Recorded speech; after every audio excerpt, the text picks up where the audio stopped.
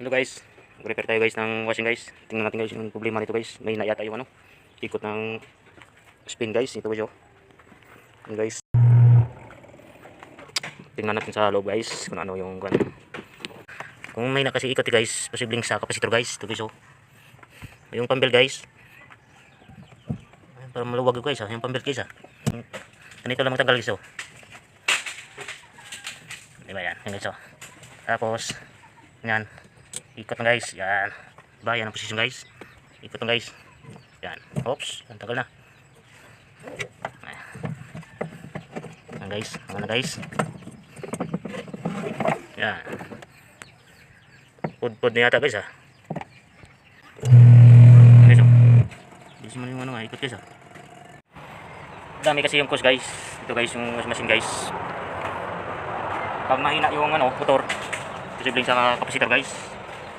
Dito guys, kung wala kayo pabili, pwede itong balik ta rin guys. Pud-pud na guys. Maluwag na guys. Ibig sabihin, hindi na kumakapit yung hindi na kumakapit yung yung nangitim na guys. Yan o. Yan o. Yan, nangitim guys o. Hindi na kumakapit yung guys. Pambit guys. Tarin nyo guys, ganyan guys o. Paglagal lang guys. Yan. Ganyan lang. Ayan o. Ayan. Kung wala kayong pambili guys, baka masolusyonan yung problema nyo guys sa washing guys kung mahina yung ikot. Pag mahina ikot guys, ito muna yung tingnan nyo guys. Tapos yung timer guys kung magkano ka. Ayan o. So okay naman smooth naman yung ikot. Ito guys o, niktarin nyo lang guys. Ganyan lang guys o, yan. Niligtad ko lang yun guys o. Dito sa loob guys o. Gaspang to guys. Yan lang guys. Tingnan natin yung ikot nya guys mamaya guys. Tingnan guys. Yan na guys, binaliktad na guys.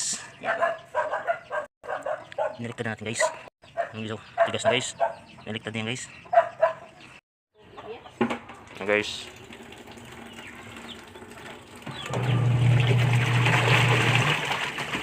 Oh, baskog.